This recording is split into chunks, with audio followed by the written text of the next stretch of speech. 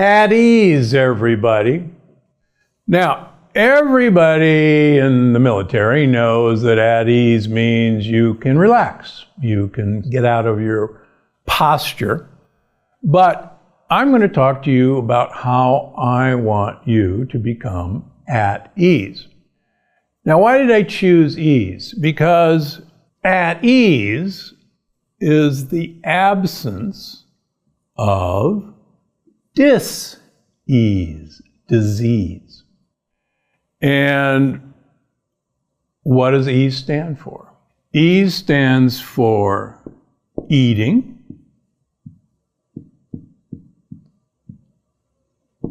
any guesses? Attitude,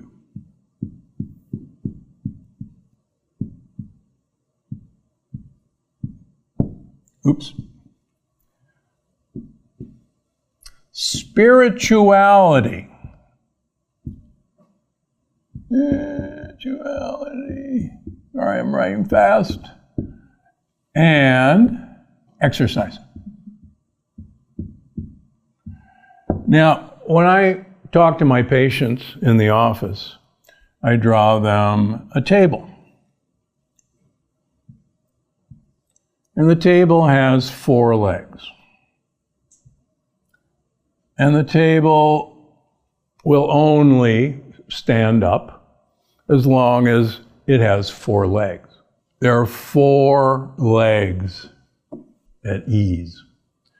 You lose 1 leg, regardless of how good those other 3 legs are, the table will fall over. And what I've found in studying super long-lived people and super long-lived societies, the reason they do so well is they have a fabulous balance between eating, attitude, spirituality, and exercise. Eating, if you're following me, you know I don't have to speak a whole lot about this. But the eating practices of long-lived people, no matter where they are in the world, are actually remarkably similar. But one of the things that most of these long-lived people share is they usually eat for a long period of time, and they usually eat together. And one of the things that most of us now realize in our society is we don't eat together very much anymore. And if we eat together, it's for, okay, I just crammed down whatever you gave me and I'm going to go do something else. Bye. So eating together is a standard practice of producing ease. Attitude, basically, I describe super old people, and I met one actually this past week, and we were talking about how they got to be so old. And I used the expression pessimistic optimism. Now that sounds kind of crazy, but people who get to a very ripe old age know that bad things will happen to them invariably. So when bad things happen to them, they have the ability to shrug their shoulders and go, yeah, I anticipated something bad was going to happen to me. It's going to happen to me several times during my life, maybe every week. It really doesn't matter to me. It doesn't change my outlook on life. It's going to be okay. And that sort of attitude is prevalent in all of these long-lived people. It's actually remarkable when you sit them down and say, how'd you do all this? Now, when we hear about spirituality, we think about religion. And it's true that religion is a practice of spirituality. But any feeling of a relationship to something bigger than us, whether you want to call it a God, whether you want to call it nature, whether you want to call it infinity, this is part and parcel of a belief system. And the spirituality also connects with this togetherness, that we're all a part of a bigger process.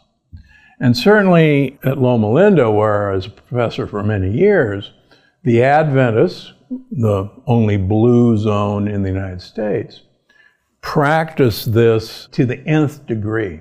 They are a incredibly religious, but also tightly bond community. And finding reasons to bind together is one of the things that separates really super healthy, long-lived people. They also join things.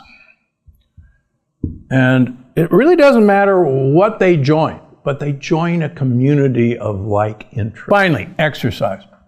So remember, the idea that you're supposed to walk 10,000 steps a day was made up by a Japanese pedometer company who wanted to sell pedometers.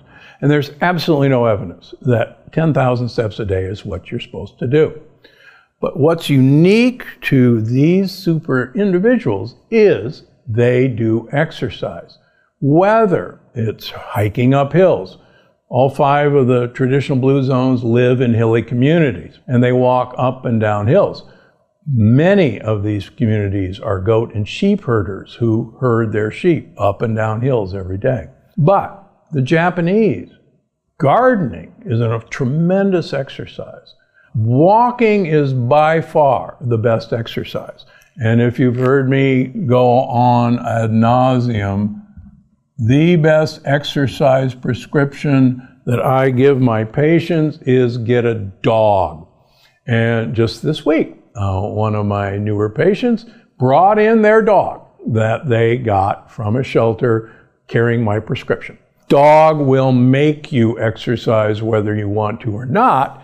And the great thing about a dog is it will produce togetherness, because you will talk to other dog owners, and while your dog sniffs the other dog's butt, you can sniff your neighbor's butt. And your dog will change your attitude. No dog has ever given you a dirty scowl as you walk through the house. That changes attitudes so often. And your dog loves to eat with you together, and will sit there at the table and wait for scraps.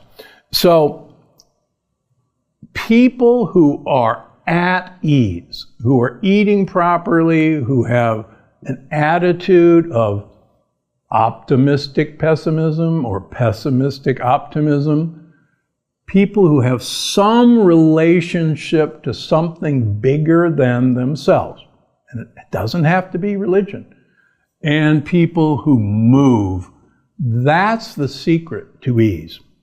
And whichever one is missing, that table falls. And I see so many people that are so good at 1, 2, or 3, or this one, but it's the missing piece. When we fill that piece, then they're truly at ease, and that is the absence of dis-ease. More amazing episodes just like this one. Watch now. Look for markers of inflammation. I measure markers of inflammation, including heart-specific C-reactive protein,